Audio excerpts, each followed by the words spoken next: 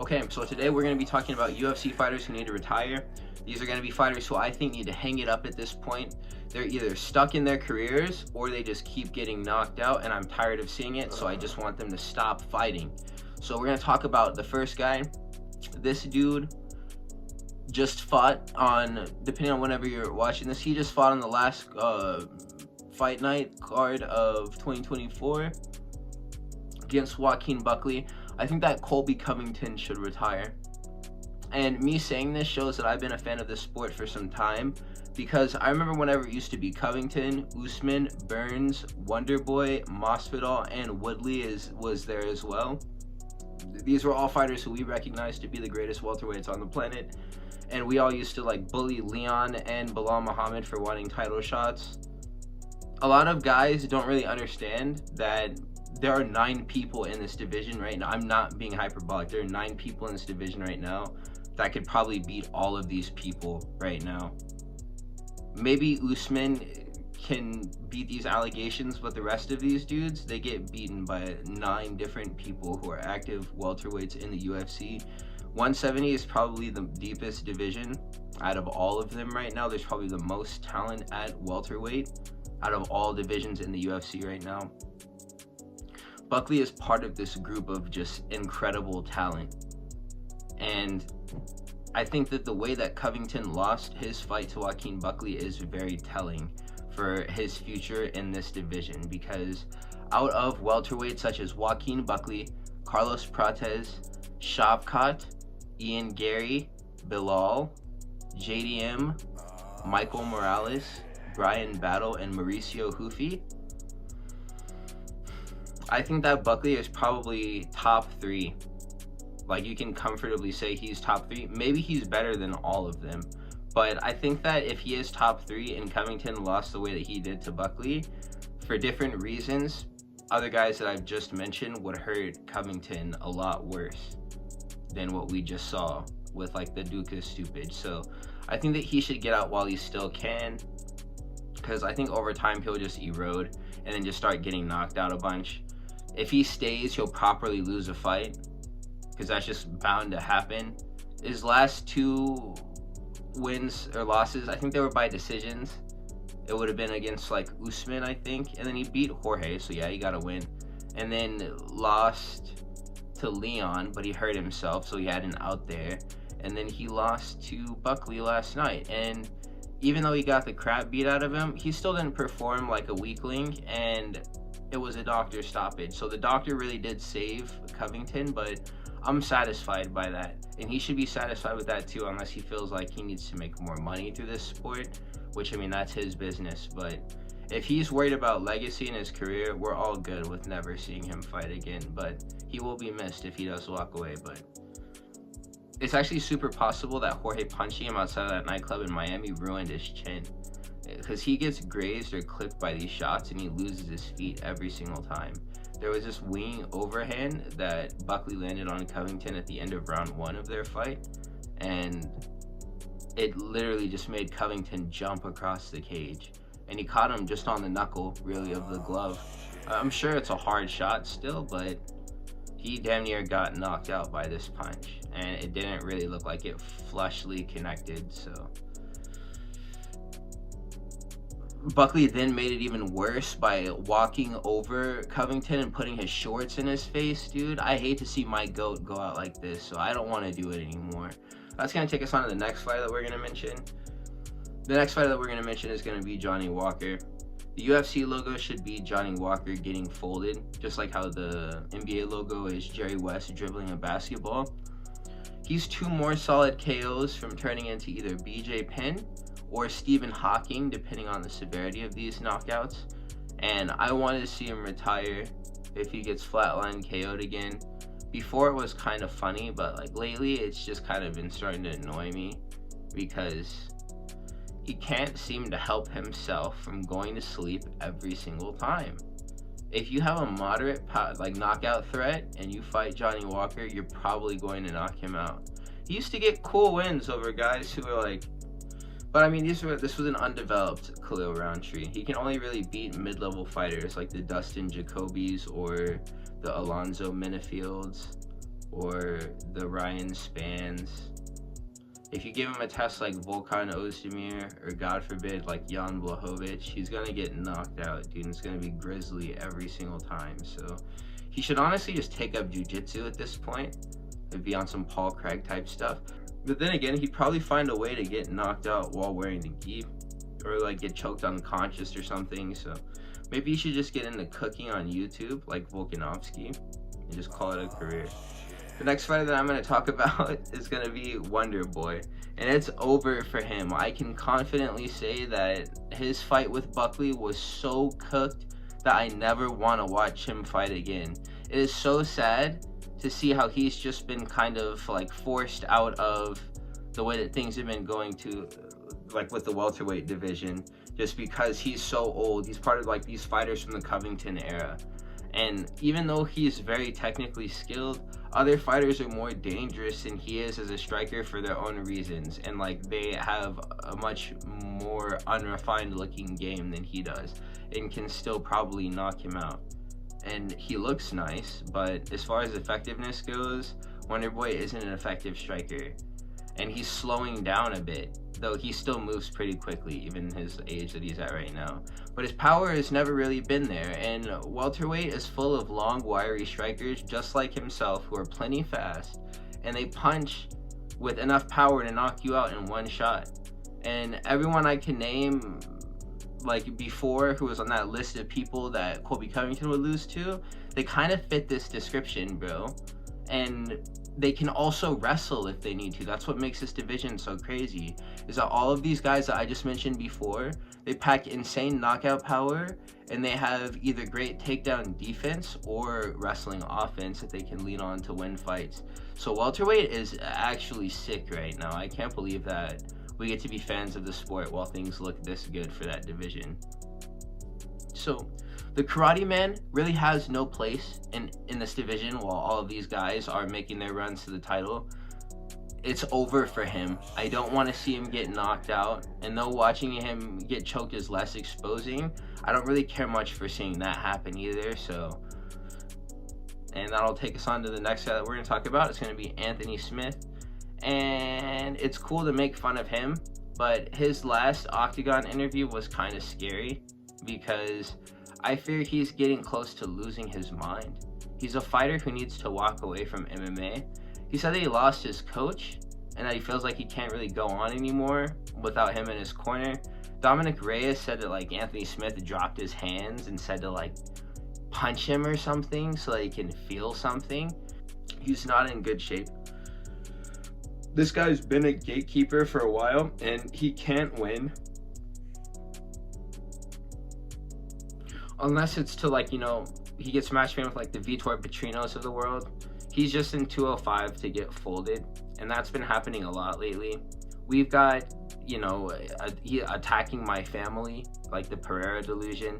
He's literally just tweaking because he's hurt and falling out of love with fighting, so he has to keep on lying to himself to stay engaged.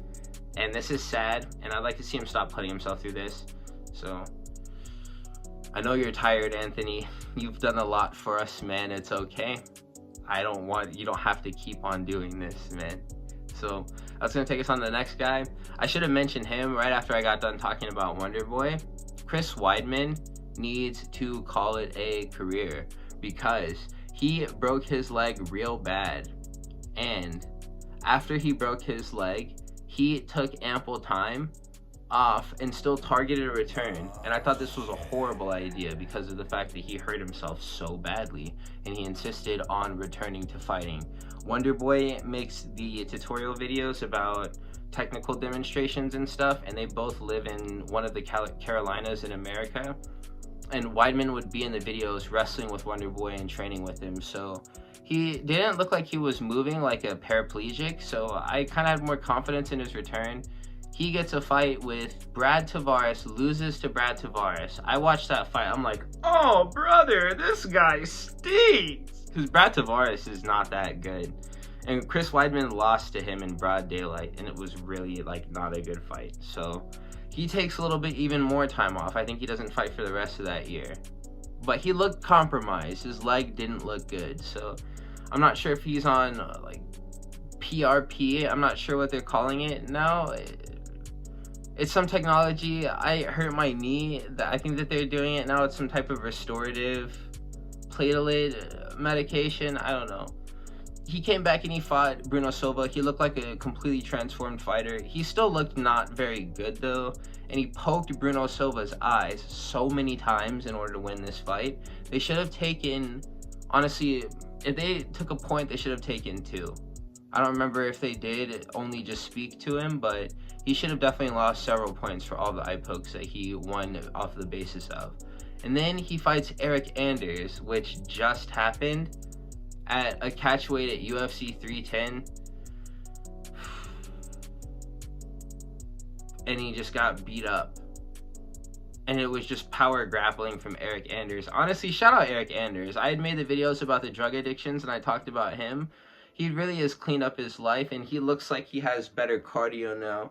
And that may be the result of him making better choices for himself. So that was a really cool performance. After the Bruno Silva performance, I was talking about how Weidman deserved to get knocked out in the cage. And I didn't think that Eric Anders was going to be the one to deliver that for us. But he had us. He clutched up and he got that done. So there's really nowhere left for Chris Weidman to go at this point. If you're losing to contenders like Eric Anders, unless he's like ready to make another run for the title since he's cleaned up his lifestyle, I don't really know how Chris Weidman can enter the rankings.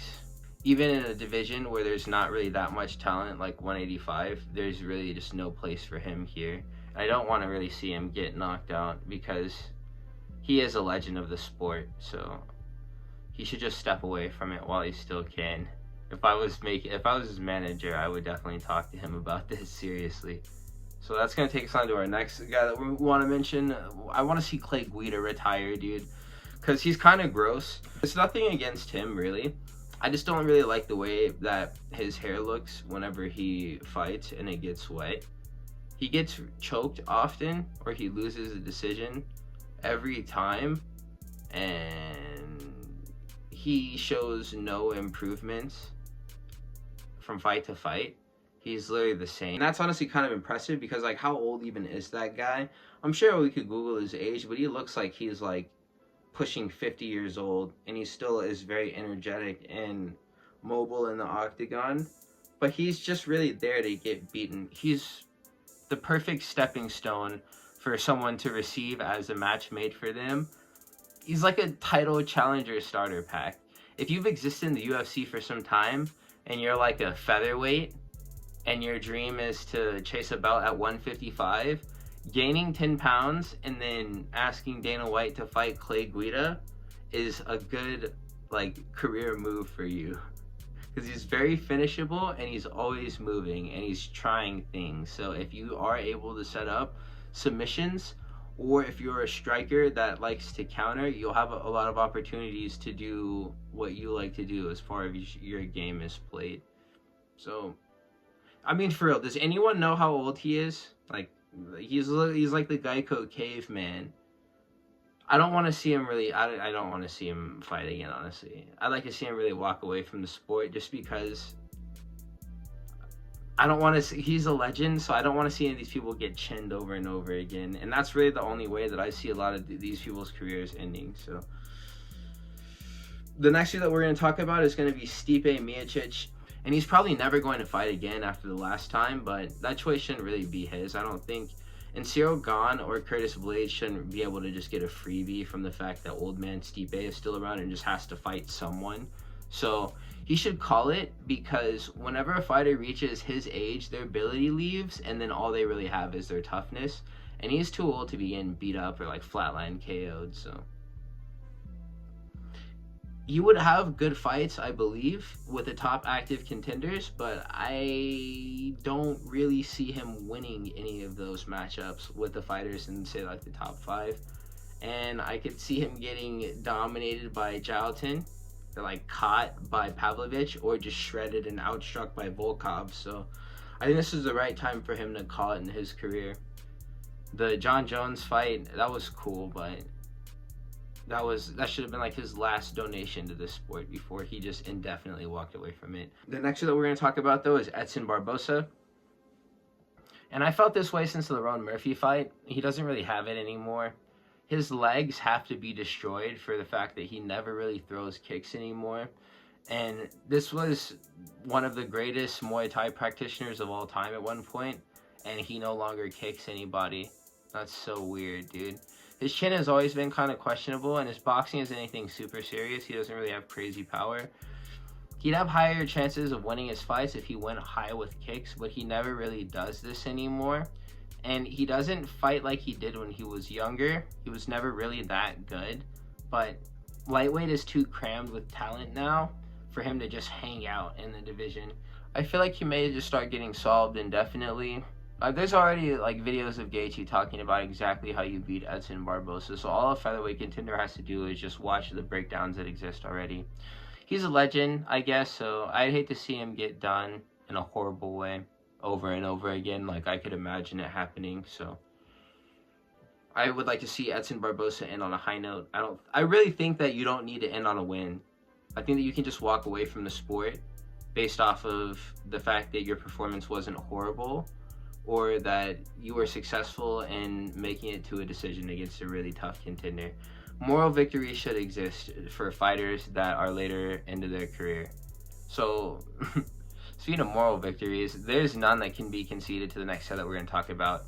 Tony Ferguson. And I'm about to get into the UFC as a lightweight fighter and tailor my record up until getting into the promotion to make it so that a fight with Tony Ferguson would actually make sense, because this would be an easy way for me to say that I want to fight in the UFC. Tony Ferguson is not a good fighter, and he's just resilient, and this is diminishing his ability to be resilient with his age.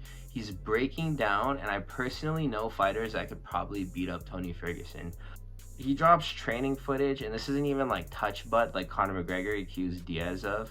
He's literally just having a schizophrenic episode in these clips, and it's honestly like, there's this page called Tony Has Died on Instagram, and he got his name from making memes of Ferguson taking damage or getting like knocked out or choked in his fights with Tony Has Died in top and bottom, big white text across the top and bottom of the entire meme. So please retire, Tony. We don't want to see you get hurt anymore, brother. So that's going to take us on to the next pick. That's going to be Conor McGregor. And I just want to say, stay away, dude, because he is not in it to win it at this point. He just wants to prove to us all that he's still got it, and he shouldn't fight for this reason, because there are actually guys who want belts and want to like feed their families and stuff and prove that they are the best. So you should definitely just sit these ones out. We got Hamzat and Arman demonstrating crazy levels of jiu-jitsu in the videos that they put out of themselves on the mats to promote their fights. Conor just put out some footage of him doing jiu-jitsu, and he looked like a white belt, bro. He needs to just repent for his ill deeds and enjoy wealth and being wealthy and being a father for the rest of his life. If he comes back, he 800% gets chinned, bro. The old videos of him training at featherweight, the old videos of him fighting people at featherweight or early on at 155 whenever he was double champion, these times are so far behind us. The Conor stuff, it's over, mate. So the guy that we're going to talk about next is going to be RDA, Rafael Dos Anjos. And this dude should have retired whenever he stopped being a lightweight, because he's a blown up 5'8" welterweight who can't grapple these big people like Jeff Neal or technical wiry grapplers like Gamrot. And he has no real place in this division. And whenever he loses really badly. So this is a guy with a family, and he shouldn't continue to get beat up like this. I remember the beginning of the fight with Gamrot. I think that he almost knocked out Gamrot with like a high kick or something. And then one of them recovered. But his fight with Jeff Neal was so uneventful, and he just got beat up the whole time. And it was honestly a gifted win for Jeff Neal, because he was significantly larger than RDA. And I feel like that's going to be a consistent theme of him fighting at 170 until he retires, is that he's just going to be severely undersized. And the fact that he can't deal huge power with his hands, or isn't very strong in the clinch or on the ground because of the fact that he is undersized, is going to be something that he's going to get punished for over and over again. So get him out of here. The last two that we're going to talk about is going to be Jorge Masvidal and there's a little bit of chatter about him coming back in the upcoming year of 2025, and I just do not want to see it. And I feel like real fans don't want to see it. They want to see Jorge Masvidal come back and fight just as much as they want to see Nick Diaz come back and fight. The fact that they thought that Nick Diaz was going to be a good opponent for Vicente Luque at one point is absolutely crazy, dude. That's insane disrespect, and we almost watched Vicente Luque literally kill Nick Diaz. But right now we're talking about Jorge Masvidal. This is another fighter from the Covington era and the RDA era, we'll call it, you know. They're either gone from the sport like Woodley, or they're so far past their primes that they should just retire. Masvidal should not come back. He's done, and he literally lost a boxing match to Nate Diaz, and that's a sign that he's done for. He was slept by Usman, dominated by Covington, and then dominated by Burns in his last losses in the UFC, and I actually have no desire to see him return to the octagon. He should just go to the PFL and bare knuckle box Francis Ngannou if he wants to fight still, or just retire completely because it's over. So that's gonna be my list. I want to tell you guys thank you so much for the fact that you guys have been paying attention to the content. Things are gonna go up from here. I'm excited to continue to produce content before we get more fights on January 11th. That's when we're starting back again. Please subscribe to the channel if you are new, and leave a comment about something that you want to see me make a video on. Always like, please, and I will catch you fellas in the next one. Have a beautiful day.